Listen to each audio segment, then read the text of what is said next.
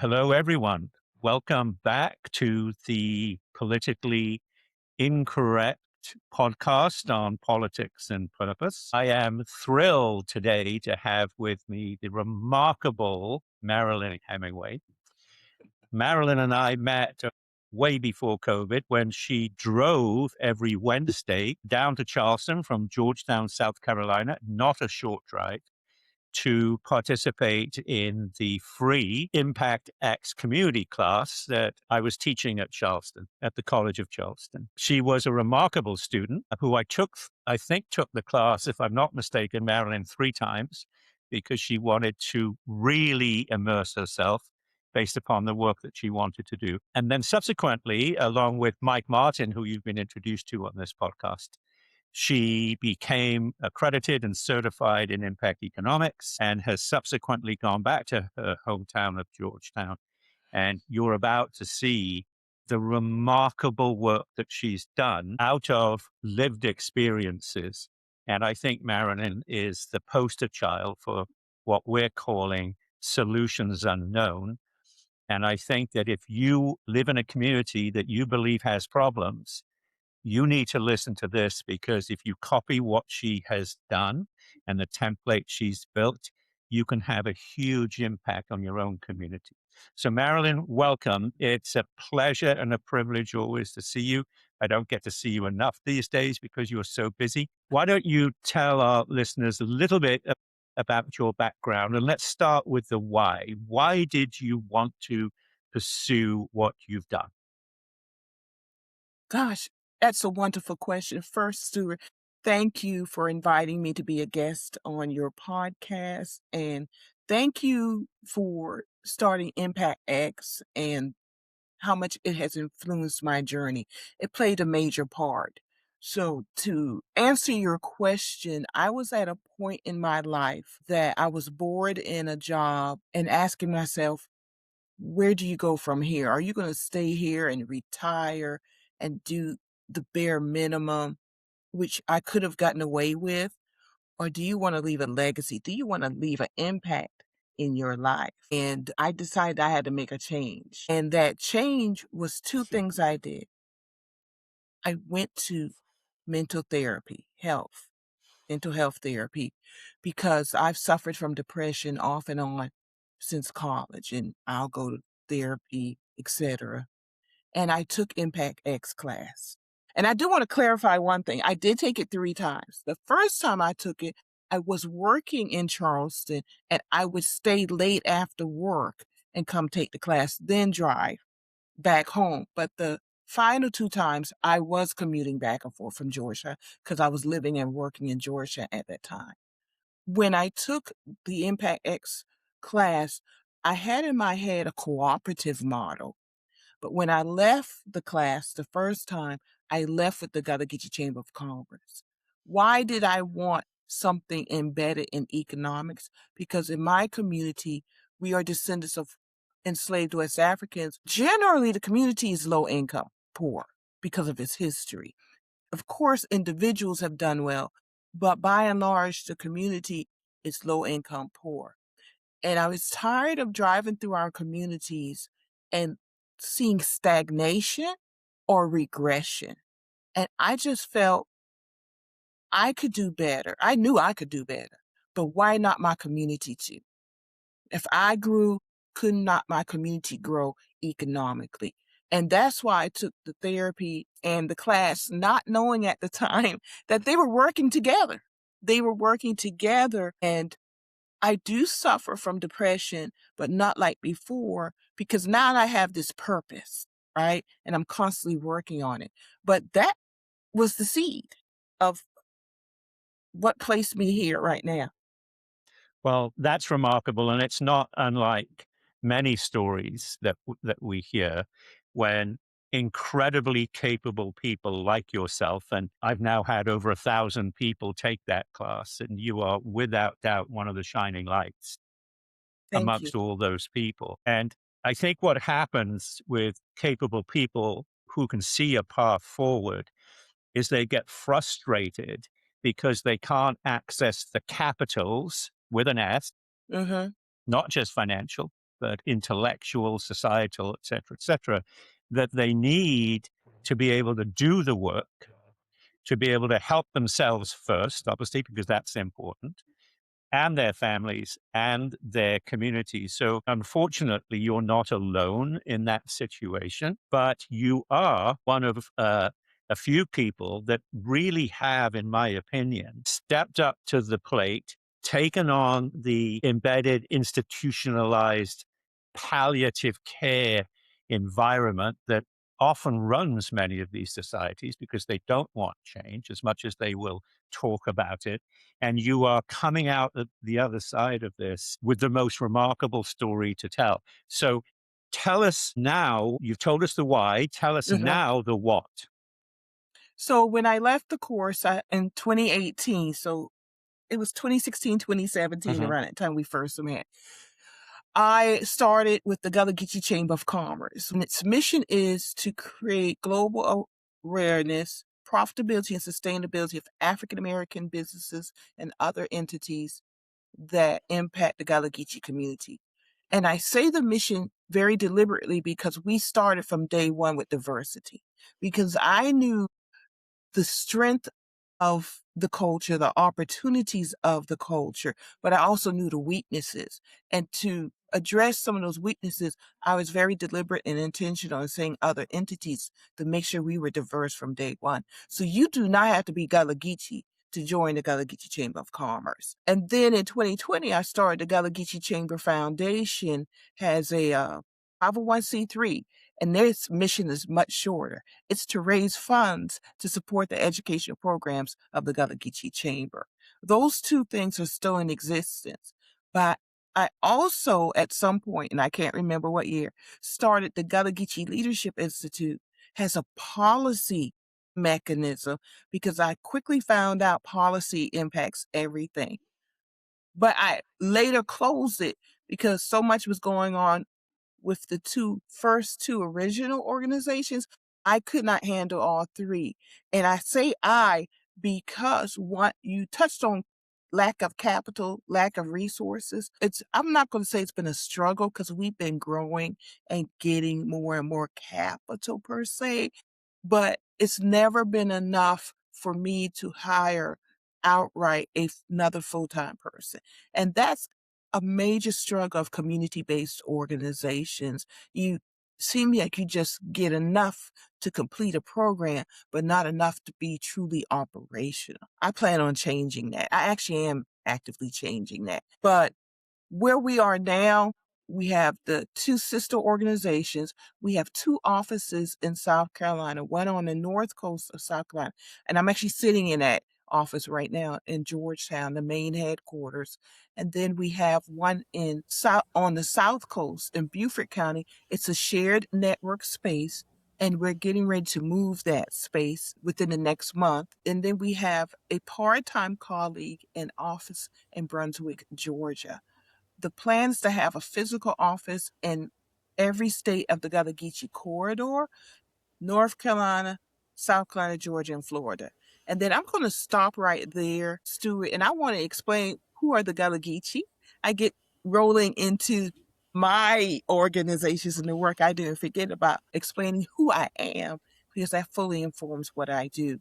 The Gullah Geechee, we are descendants of enslaved West Africans who were brought first to the Caribbean islands, then to North America. In the Caribbean islands, it was mostly sugar plantations. When we arrived in North America, it was rice. Rice was king, and in particular, Carolina gold, because of the hue of the rice. And it was also worth its weight in gold. It made millionaires of plantation owners from the labor and intellect of our ancestors. And I'm very deliberate in saying intellect, because they had to go and kidnap very particular people because of their knowledge of how to grow rice. Rice was not grown in North America, but they recognized the geography. Same geography here along the coast of West Africa. You see very similar geography. So it's very important to note that, because when we think of the peculiar institution of slavery, we think of physical labor, and that is very true. But even more important, the intellect, the engineers, the medicine keepers, the technicians that were kidnapped and brought here because they knew how to control water and manage the land to grow the rice and indigo and sugarcane and sea island cotton. More went to South America than North America. So there are three languages that are involved in this transatlantic slave trade. English, which is the Gullah Geechee Creole language, it's West African tribal language, and English. And Louisiana is a good example of French and West African tribal languages. And in South America, it was Spanish. And Portuguese is all mixed in there also. So that's the story of origin, that I have taken that heritage that we celebrate, because under the worst of human circumstances that we can't even imagine, and we should imagine it and know more about it, but out of that became a beautiful, beautiful culture. So we've taken that, and in our slogan, which we've updated, we celebrate our heritage and create our future. And that's where we are right now. We'd love to go in more details also, but that's a lot. Well, it is a lot Mhm. because you're not just building a business. And there's a few points that I'd like to touch on that you brought up. Sure. You are um, bringing back a heritage, and you're bringing back a culture. And through you and some others that came to our class, I've been very blessed to get immersed into the Gullah Geechee culture. And it is a beautiful culture. And I know you have quite a lot of famous descendants of the Geechee culture. If I'm not mistaken, Oprah, if I'm not mistaken, Michelle Obama, and you've probably got a list of others. Michelle Obama's from Georgetown, as a matter of Oh, fact. really? Her Okay. I yeah, did not know that. So there is a lot of intellect, yes. and that intellect was used to create a lot of success and wealth in not just North America, but as you said, in Brazil and other parts Mhm. of the world. Now, you had mentioned, lack of capitals. And one of the things that this palliative care society does when you're having to deal with a lot of fundraising, it seems to me that you fill out 400-page applications for grants, and the grants pay half the rent. And that's why I'm a big proponent, as you know, of the profit for purpose model. Finding a way to create a for profit innovation that still allows you to achieve your purpose and your goal, but then doesn't mean that you have to rely on charity or grants at the end of every year in order to survive. And I think that's becoming even more prevalent today when we see what happened to USAID. And I'm not suggesting for 1 minute that a lot of the money that was leaving the United States was not being used for the right things. It wasn't. When we dug into where a lot of that money was going, it did need to be stopped. But unfortunately, as is often the case, the baby was thrown out with the bathwater, and a lot of seasoned and important initiatives have unfortunately had to cease. That wouldn't happen if over the period of time, those organizations had found a for-profit way to be able to sustain themselves. And that's why we call it profit for purpose. I still get hate emails, by the way, Marilyn, as you know, I used to get before, from people that just think profit is the most damnable thing on the planet. But to me, it is one of the only ways to survive. And so as long as you're not making your money at the expense of any segment of humanity or the planet, or better still, you're making money because you're driving positive impact to those things, to me, that's totally fine. So that is a challenge. Talk to us a little bit. I think I'm right in saying, if you can, that you were just awarded quite a large grant, if I'm not mistaken. Yes, I was awarded a grant from National Fish and Wildlife Foundation for $750,000 for planning for flood resilience and habitat restoration in the PD watershed along the Sampit and Black Rivers. And let me tell you how I got here, because when we first started, even though we're economic development driven, I found our first funding through our environmental work. And as a matter of fact, our first grant, $18,500, thereabout, was from the Climate Reality Project led by Al Gore. And it was not 400 pages. One good thing about technology now and a lot of grants, you go online Mhm. and complete the applications. And we were fortunately awarded that. And then the next biggest grant was $282,000 from NOAA to establish the Gullah Geechee Seafood Trail, which tied in. It's a tourism marketing website, GullahGeecheeSeafoodTrail.com, but there's a coastal resilience citizen science piece to it. So we approach raising our funds with the idea of connecting environmental justice to economic justice. You have to have a healthy environment, healthy people, healthy businesses, healthy communities. That's the intersectionality that we work from. Then, through the work we've done since 2018, 2020, we've been getting grants here or there. And then finally, this is the largest one that we've received. It's for 2 years. It has not officially started yet because I'm finding out the paperwork. You get, yes, you've awarded, but now we need some more things from you. So it was a hurry up and wait situation. So we're waiting. And in the meantime, we do have some other grants that we're working on. And I've learned a lot about lines of credits and things like that. So that keeps us going and everything. I do want to say a couple of things. Um, in applying for grants, I have found that the hardest grants to apply for give us the Mhm. smallest amount of Mhm. money. Mhm. And I think it lends itself to, I think I first heard this term from you. If I didn't, forgive me, Stuart, but you taught me a lot about nonprofits. The nonprofit industrial complex Mhm. is a problem. Mhm. I know, fully confess that I am operating nonprofits right now, but nonprofits have a problem and we need to recognize that and offer some innovative solutions. The smallest grants, now you're talking to 400-page grants for a very small amount of money. As a matter of fact, I remember one $2,500. It was more of a headache than the federal grants that I have completed. And I could tell because of my experience, it was designed to discourage problem solving rather than encouraging community-based problem solving. And that is a problem of the nonprofit industrial complex.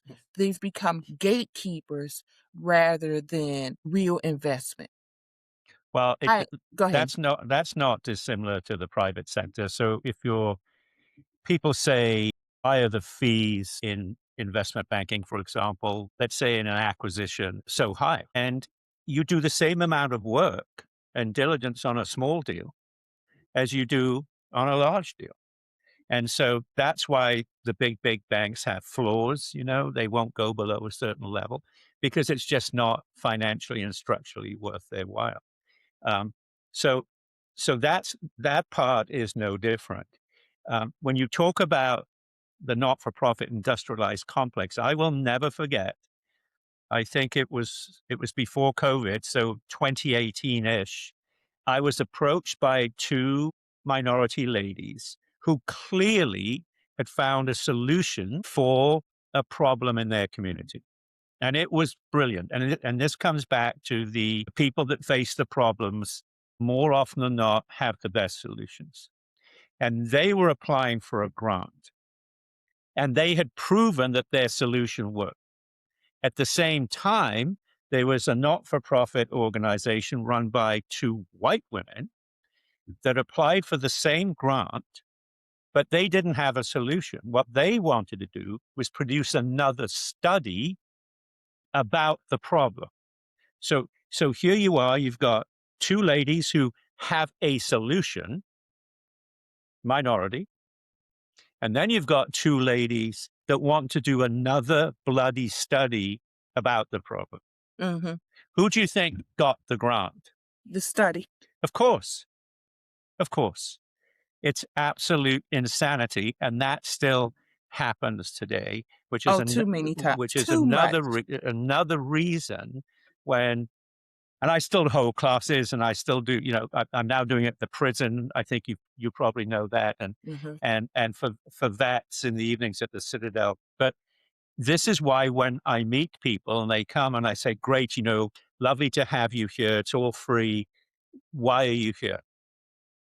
And if they say, "I want to start a not-for-profit," my standard response is, "The world needs another not-for-profit like it needs a hole in the head.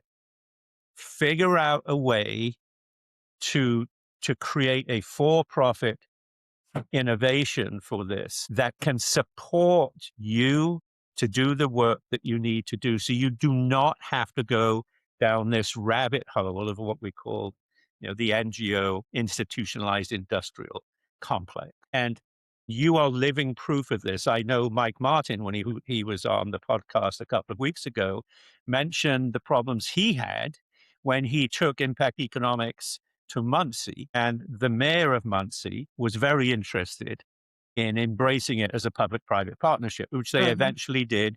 And Mike has been successful, just like you, in what he's done in Muncie. 9 not-for-profits from Muncie got together, went to the mayor's office, and begged the mayor not to support Mike in what he was doing because it was a public-private partnership. So this is what people like you are faced with. The narrative that's been spun up about this brilliantly by the not-for-profit complex, it's almost become like a moniker and a campaign, is that the problem is capitalism and the problem is big bad business. Now, are there some businesses and business owners that knowingly make their money at the expense of humanity and the planet? Sure, there are, but they're in the minority. Most business owners care deeply about the communities that they live in. So that narrative has to be changed, and that will free up a lot of the capitals that you need. So give us some examples of companies that have spun up in Georgetown since you've been there, and the type of businesses and people who are now members of the chamber.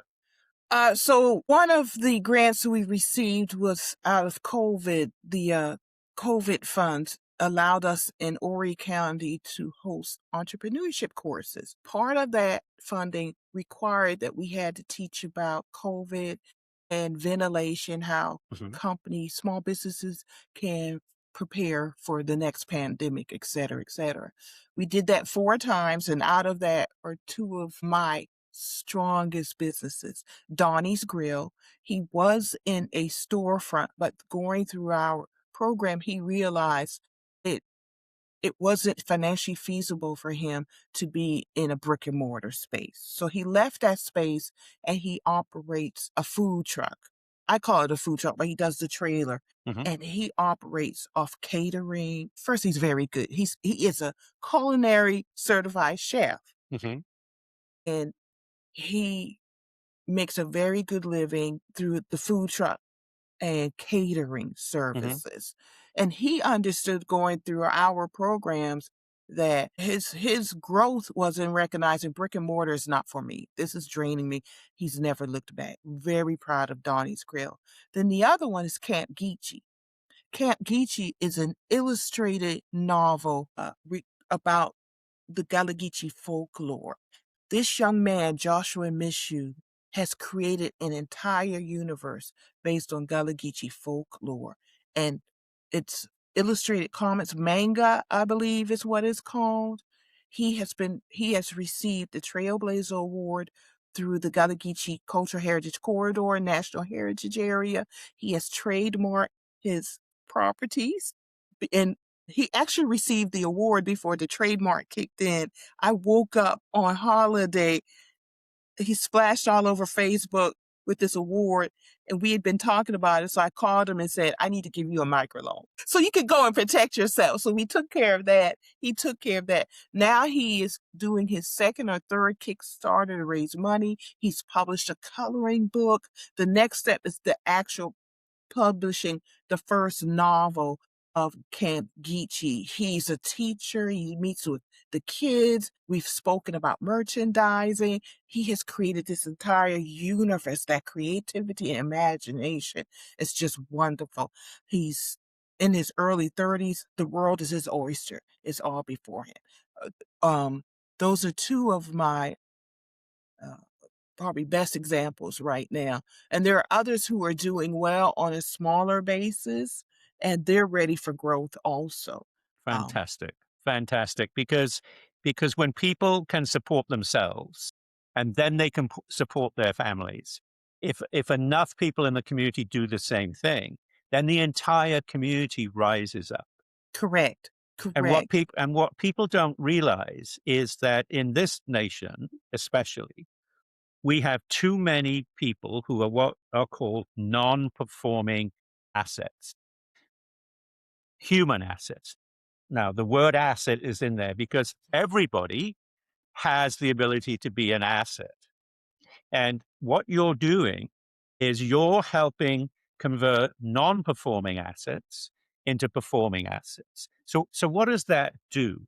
Not only does it help society, a non-performing asset can be a palliative drain on the economy because the government in some shape, way or form, or the industrialized not-for-profit complex is having to support them. And that is the palliative environment. What you're doing is creating a curative society in Georgetown where you're helping non-performing assets become performing assets. They are now investing into the community. They're making money. They're paying taxes. They're spending their money within the community that's helping the community. And now the government doesn't have to give them any money. So that palliative drag gets reduced. And so what you're doing as you go along is remarkable. Not only are you changing people's lives, you're actually helping everyone. And because as taxpayers, the tax burden gets reduced for every single person that gets converted from palliative to curative. And let me give you probably the best example. I've been teaching at the Al Cannon prison here for the last 5 years. And we've had over 400 men go through that class. And about 55 of them have been released. Now, the average recidivism rate in the state of South Carolina, this may horrify people, is 75% after 5 years. Now, what that means is that for every 1,000 men that are released, 5 years later, 750 are back in jail. Now, what people don't realize is it costs $48,000 a year to keep one person in prison. The 55 men that have been released that went through our program who have been released, not one of them is back in jail, not one. So not only are we changing people's lives again, now the taxpayer is not on the hook for that $48,000 a year. And of course, it's a double benefit because when those men come out and they get jobs or they start their own companies and they're contributing to society, our math has shown us that those men who get jobs, the net gain for the state is $75,000 per person. And those people that start companies and those companies work and they're still in business after 2 years, the net gain to the state is $250,000 per person. And just with people that live in marginalized community segments, these men have lived experiences. And so when they throw themselves into creating an innovation that's a solution, it's coming from within because they've lived it. So therefore, again, they often have the best solutions. And so what you're doing in Georgetown and for the greater Gullah Geechee community in the 4 states you mentioned, wonderful. So where do you go next? Well, did you get my email? I do have a big project by I the end of saw that. March. I met with my team last night. Our goal is to make an announcement at the end of March. I would love for you to bring me back. But where do we go next? I'll speak in general terms. I've always known that the two nonprofit organizations, I actually have, those two are operating, but and the Gullah Geechee Seafood Trail is in operating, finding funding to grow that the way it should grow. Right now, it just features South Carolina. We need additional funding to bring Georgia, North Carolina, and Florida into the fold. I do plan on myself getting a promotion and moving away from executive director, if you will, for the two chamber sister organizations, and then get up and running the for-profit vehicles. I have a number of for-profit vehicles that are on paper because the long-term plan is to use the goodwill and brand that was built through the nonprofits to launch the for-profits. That's right. And then grow the for-profits where at least 10% of the for-profit revenue is placed back into, or profit is placed back into the nonprofit. So we create this loop so that they are sustainable. So I am moving onto a new level, which includes sustainability. Sustainability in the sense of we all want to semi-retire one day. I'll never stop doing things. So I always say semi-retire. On a personal level, sustainability of the organizations, but also to leave that legacy. Always knew I'm building this to leave it. This is not about me. It was about creating a legacy that one day, you may have heard me say this, 100 years from now, that people will look at my oil painting on the wall and say, that was our founder, and I'm good. I'm good. And my family will be taken care of. And I say that I do not, I was raised middle class, Stuart, the third generation college graduate, doctors, doctorates, lawyers, engineers, other professionals are in my family. We as a family have been very fortunate and blessed.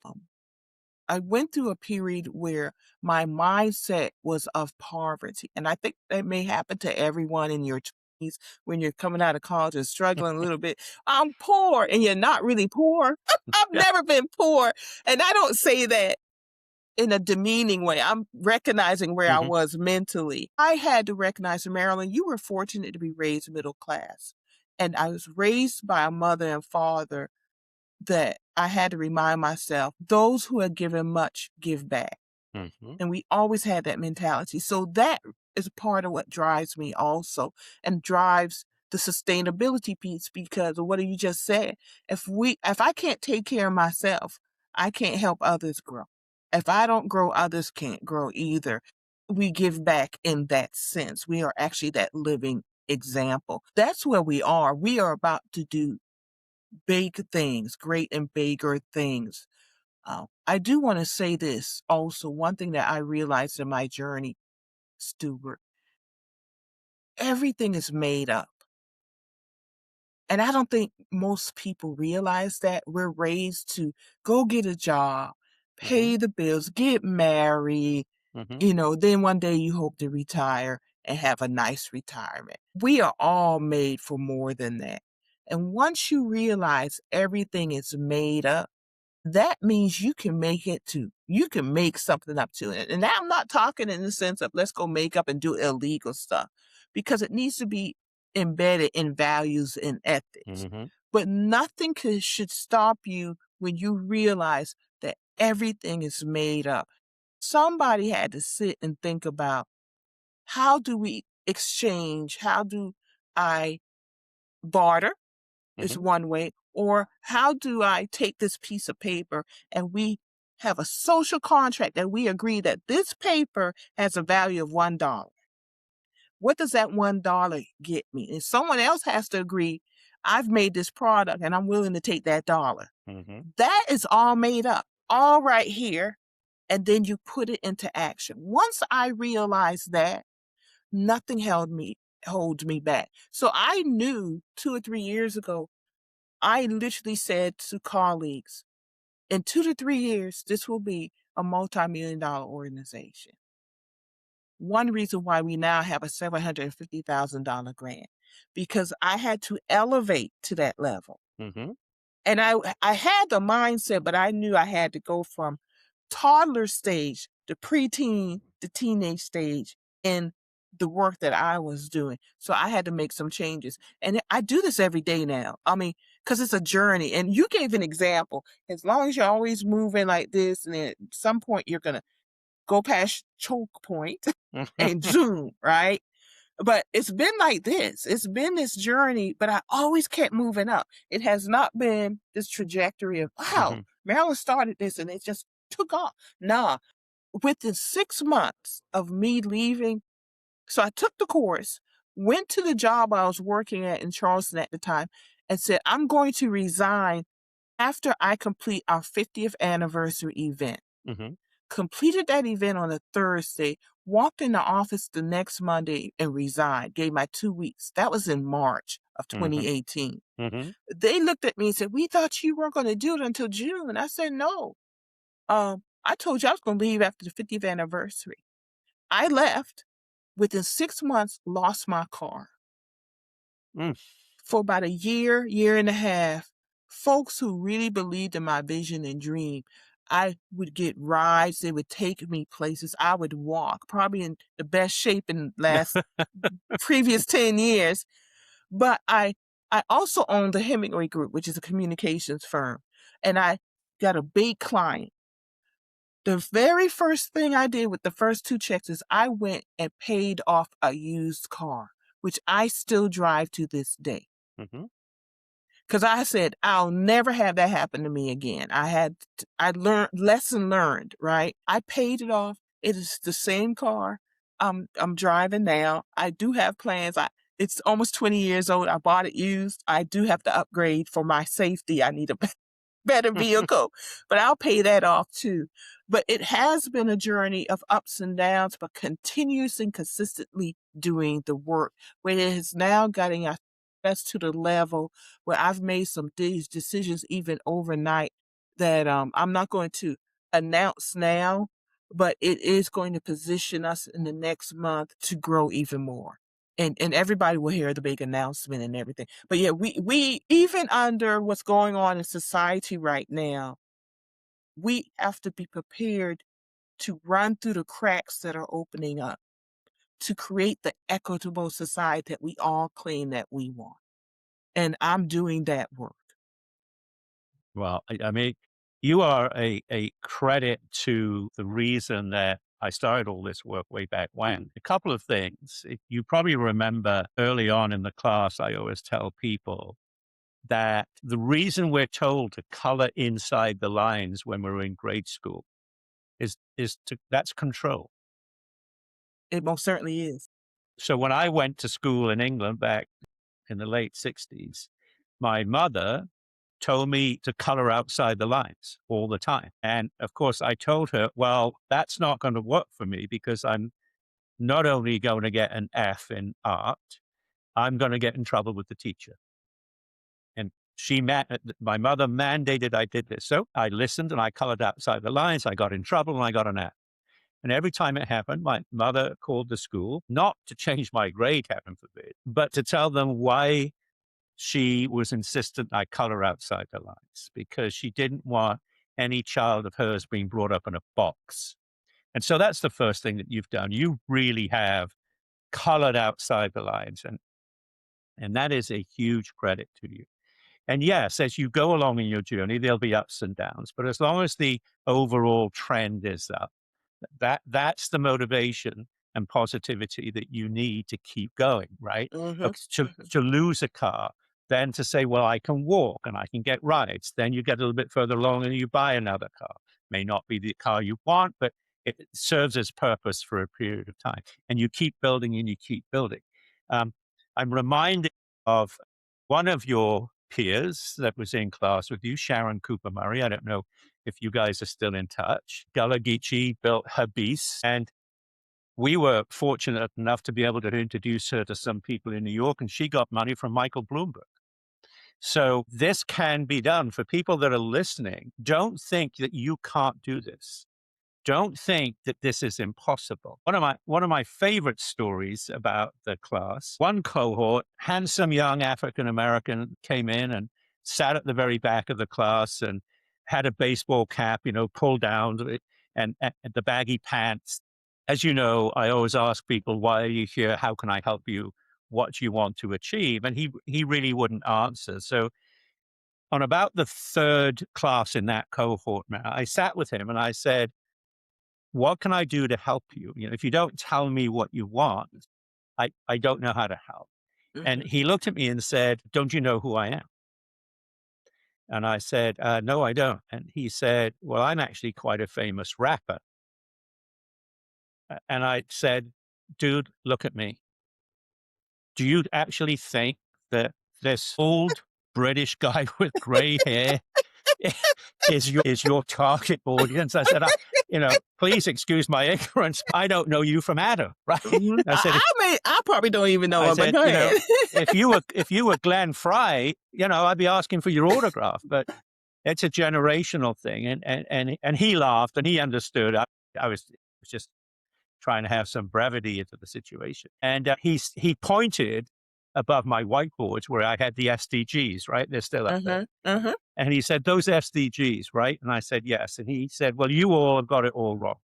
You all at the UN. And I said, okay, so why is that? And he said, well, I understand the SDGs are meant to help everyone, but they're really meant to help the underserved, right? You're really trying to create a more just and equitable world. And I said, well, that's a great observation.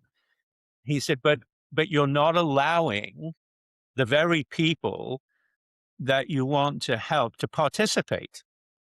And I said, really? Why is that? He said, because the way you communicate it, the language you use, the narratives you use, and the conduits through which you push those narratives are not used by and do not resonate with the very people you're trying to help. And he said, so here's what I'm going to do. And he said to me, have you seen the musical Hamilton? And I said, well, of course I have. It's brilliant. And he said, what genre of music do they use? And I said, well, I guess it's a form of rap music. He said, exactly. He said, I'm going to write a musical for all 17 of the SDGs.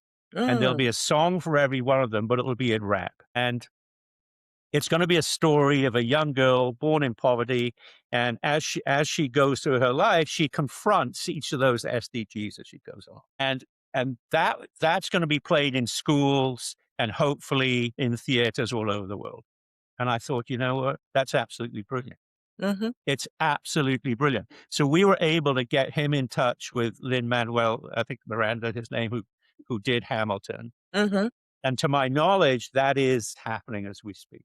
So there was a young man that realized that he could use his gift. Oh, and a PS, he did rap for me the songs for the first 4 SDGs, and they were absolutely remarkable. But back to lived experiences, back to someone coloring outside the lines. mhm, mhm, And so I did go to the UN, and the UN believes it can get all 193, or I think it's 193 nation member states to cough up $10,000.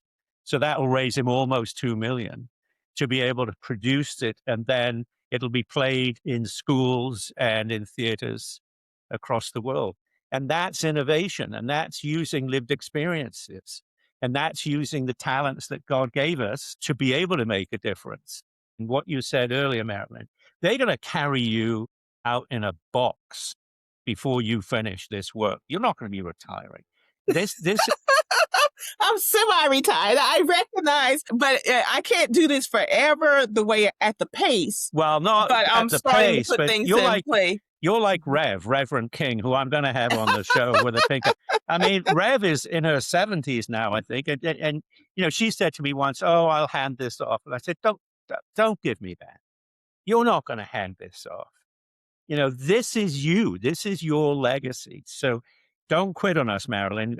The world Oh, I'm needs not. I'm not. the This is. world's I also at one point started saying I'm in my villain era. And I love it because good. villains are much more interesting. And not a villain as in a bad person. I'm a villain because of what that coloring out of the box makes me a villain because society wants us to stay in the box. Yes. It is easy to stay in the box. It makes Yes. us all comfortable. And I've been in that box and I still work. I get surprised like, oh, Marilyn, you have to deconstruct that, right? Because that's the journey of life. But I openly embrace the villain era because that reminds me to color out of the box. There you go. It's fun. And that's why I tell people it's all made up. It's what you just said. And I show them a dollar bill. This is literally made up. We had to make a decision. We had to come to a social agreement that this money will be recognized through paper. The look of it change. And if you don't believe me, go to the Money Museum.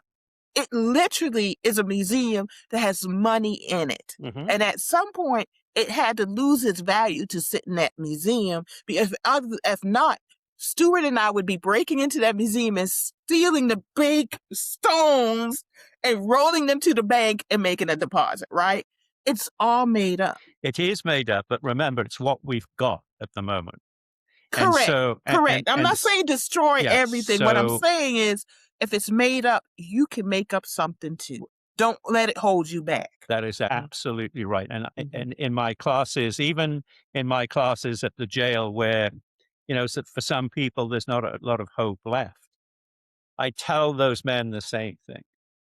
You can make a difference.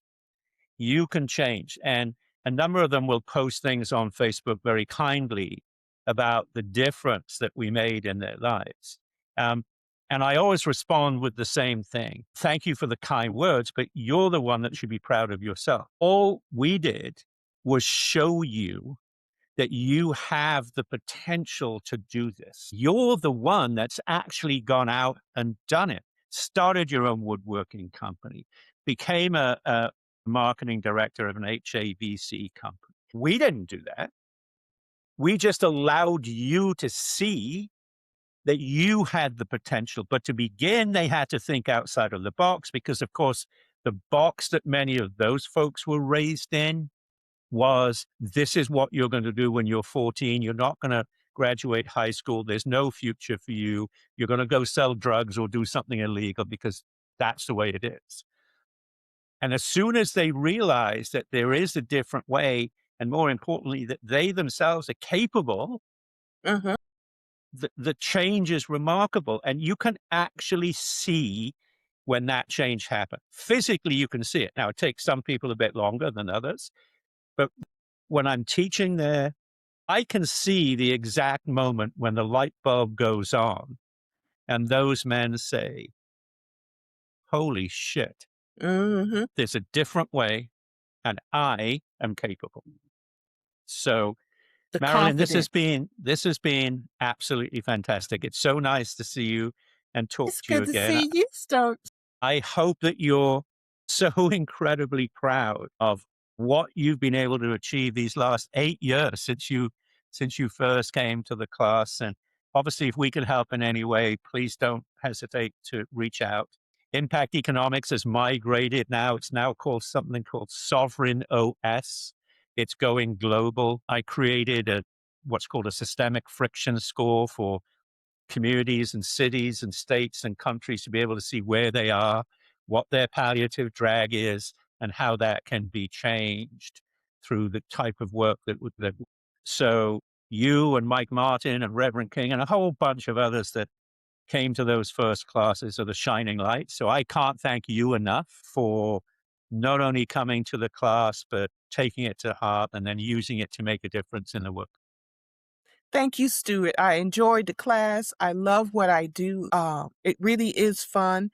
And I have to tell you, my confidence now in me, every once in a while, I have to step back and go, wow, you really did that.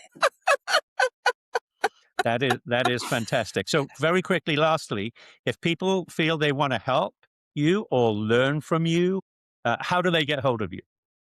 GallagherChamber.org, GallagherFoundation.org are our websites.